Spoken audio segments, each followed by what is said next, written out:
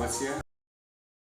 Jadi hari ini saya akan menjelaskan tentang suatu kelas yang bernama kelas reptilia atau reptil. Jadi kelas reptil itu tubuhnya terdiri atas kepala, leher, badan, dan juga ekor. Nah, itu reptil ini memiliki kepala yang relatif kecil dan juga ruas tulang ekornya tidak mengalami pendulangan. Jadi mereka dapat membuskan ekornya jika merasa terancam oleh mangsanya. Itu disebut juga autotomi dan juga dapat tumbuhkan kembali. Ya, itu disebut regenerasi. Ya, terus kulit reptilia ini cenderung kering, bersisik dan juga tersusun dari zat tanah.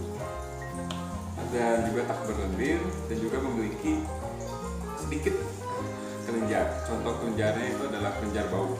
Kelenjar bau pada kura-kura itu terletak di antara exoskeleton, karapas bagian atas dan juga plastron di bagian bawah. Dan pada ular dan buaya juga mereka memiliki kelenjar bau juga dan terletak di dekat kloaka. Ya, habis itu kulit luar pada reptilia ini cenderung dilepaskan sedikit demi sedikit. Demi sedikit itu terjadi pada bong karung atau juga keseluruhan pada ular. Tetapi ada juga yang tidak melepaskan kulitnya. Seperti contohnya itu adalah kura-kura dan juga buaya. Itu pengelupasan itu disebut juga dengan yang namanya ekskuvikasi. Ya, kulit reptilia ini juga mengandung pigmen, beberapa pigmen. Contohnya itu adalah Xanthophora itu pigmen kuning, Guanophora adalah pigmen biru dan juga Melanophora adalah pigmen coklat hitam. Terus reptilia itu termasuk ke dalam Poikilotherium dan itu adalah dapat menyesuaikan kehidupan di darat. Meskipun mereka itu hidup di air, reptilia tetap bernapas menggunakan paru-paru. Dan alat suara terdapat pada pangkal trakea dan juga yang sudah pasti reptilia itu juga sudah memiliki sistem organ dalam tubuh reptilia. Yang pertama itu ada sistem gerak. Sistem geraknya reptilia itu memiliki alat gerak aktif yang berupa otot dan juga alat gerak pasif yang berupa susunan kerangka. Terus reptilia itu mempunyai beberapa reptilia memiliki dua pasang kaki yang kuat untuk meraih, memanjat ataupun menggali, sedangkan ular itu tidak mempunyai kaki.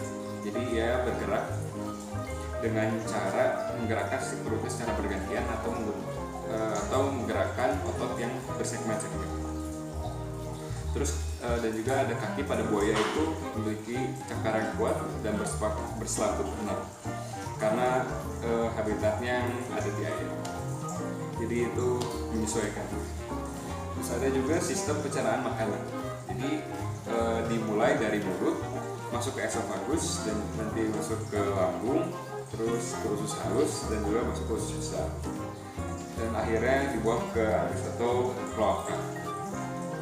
Terus reptilia juga memiliki hati, pankreas, inti dan bedah yang membantu pencernaan dari hewan. Dan juga ada sistem pernapasan. Sistem pernapasan dari reptilia itu menggunakan paru-paru dengan trakea yang panjang dan memiliki cincin berupa cartilago atau tulang rawan. Dan pada kura-kura yang hidup di air, kloaka itu dapat digunakan sebagai alat pernapasan juga. Dan terus ada sistem peredaran darah. Dan sudah pasti kelas reptilia ini adalah hewan yang memiliki peredaran darah tertutup dengan dua aorta yang belok ke kiri dan ke kanan, dan jantung itu beruang 4, ada 2 bilik dan 2 serambi. Ya, bilik itu ada ventrikel, serambi itu adalah atrium. Tetapi sekat di antara kedua bilik itu masih belum terlalu sempurna. Terus reptilia ini bersel darah merah atau eritrosit yang berinti. Pada buaya sekat kedua biliknya hampir sempurna, terus hanya terdapat suatu lubang pada sekat bilik yang disebut foramen panizae. Setelah itu ada juga sistem ekskresi. Sistem ekskresi dari reptilia adalah sepasang ginjal dan titik. Dan juga terdapat uretan berwarna pada kloaka. Meskipun hewan ini memiliki kandung kemih. Terus juga ada sistem alat indera dan sistem saraf. Terus pada lidah kura-kura dan buaya itu mereka tidak dapat menurunkan lidahnya. Jadi matanya terdiri atas kelopak mata bawah. Kelopak mata bawah itu dapat digerakkan, dan juga ada membran nictitans atau selaput tidur. Dan juga pada chelonia atau penyu terdapat kelopak mata atas dan bawah, dan juga telinga yang terdiri atas membran timpani dan saluran eustachius. Terus penyu itu tidak ada telinga luar juga. Terus hidung dilengkapi oleh organ olfaktori atau pembau. Kulit yang keras dan bersih itu sangat dibutuhkan karena lingkungan hidupnya kering dan kasar. Terus reptilia itu memiliki sistem saraf pusat, yaitu otak dengan 12 pasang saraf kranial. Dan juga ada sistem reproduksi dari reptilia. Reptilia itu sudah memiliki kabinet terpisah, fertilasinya juga sudah internal, dan juga memiliki dengan alat populasi yang dapat ditelurkan keluar. Terus telur yang dihasilkan itu bercangkang, biasanya dirangkap pada daun-daunan atau dipendam dalam pasir. Biasanya yang dipendam dalam pasir itu adalah penyu. Dan juga kebanyakan reptilia itu ovipar, tapi juga ada ovovivipar, contohnya adalah ular. Dan juga reptilia itu memiliki beberapa klasifikasi. Klasifikasinya itu dibagi menjadi 4 ordo.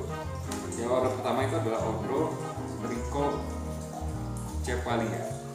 Ordo ini terdiri atas reptilia primitif yang sekarang itu sudah sebagian besar punah, dan juga ini merupakan reptilia tertua yang dikenal hingga sekarang.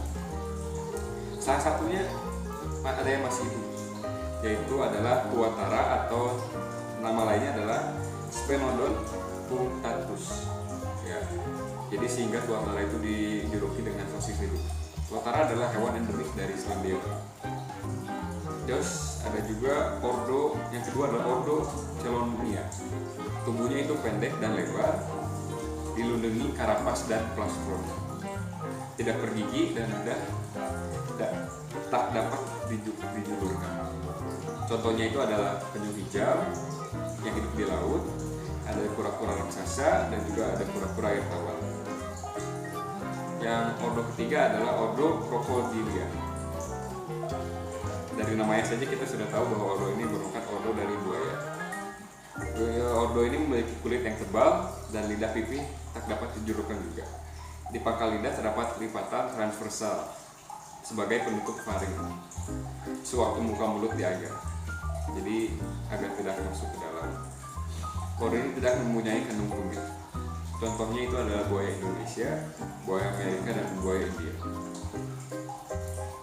Terus ada ordo yang keempat itu adalah ordo Squamata atau reptilia bersisik.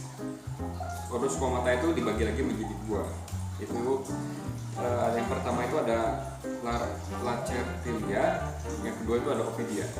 Yang pertama Lacertia itu ada memiliki gigi yang melekat pada rahang, lidah dapat dijulurkan, dan kelopak mata dapat dipejamkan. Contohnya itu adalah kadal, ada lunduk, ada komodo, biawak, dan bunglon. Terus yang kedua itu adalah Ovidia atau Serpentes. Pada umumnya itu tidak berkaki, lidahnya bercabang 2 dan dapat dijulurkan, walaupun dengan keadaan mulut tertutup. Giginya melengkung. Gigi melengkung itu berguna sebagai alat pencengkraman mangsanya. Dan juga beberapa memiliki kelenjar parotis yang dapat menghasilkan racun yang dikeluarkan melalui lubang taring, dan mulut mereka dapat terbuka lebar-lebar untuk menelan mangsanya secara utuh. Dan juga penciuman mereka itu tajam karena mempunyai organ Jacobson yang pokar rangsangan kimia di rongga hidung. Terus Serpentes itu hanya memiliki 1 paru-paru, yaitu paru-paru kiri. Populasinya dengan sebanyak hemipteris. Contohnya itu ada yang berbisa, seperti saya katakan tadi, ada juga yang tidak berbisa. Yang tidak berbisa itu contohnya adalah ular air, ular raja, ular sanca, ular sawah. Yang berbisa antara lain yang sudah kita ketahui semua adalah ular kobra, ular pohon, dan ular belang. ular laut juga berbisa juga, dan juga ada ular. Nah, terus yang terakhir adalah peranan reptilia bagi kehidupan manusia. Reptilia itu memiliki manfaat bagi manusia, antara lain sebagai predator alami. Contohnya di sawah-sawah gitu kan, sebagaimana kita ketahui bahwa tikus itu merupakan hama dari sawah. Jadi biasanya ada para petani yang menyebarkan ular untuk memakan tikus-tikus tersebut. Dan juga ada sebagai bahan pangan. Contohnya seperti daging ular, daging kura-kura, dan telur penyu. Tapi sekarang untuk makan telur penyu itu adalah hal yang ilegal. Dan juga ada minyak ular atau racun ular dimanfaatkan manusia untuk bahan obat-obatan. Ya, itu dengan proses tertentu. Terus ada juga dampak negatifnya. Jadi beberapa reptilia itu merugikan manusia. Contoh misalnya itu adalah ular yang sering memangsa ternak, dan juga ular yang berbisa itu dapat membunuh manusia jika tidak diberikan pertolongan langsung. Jadi mungkin sekian penjelasan saya tentang kelas dari reptilia. Terima kasih. Terima kasih teman-teman.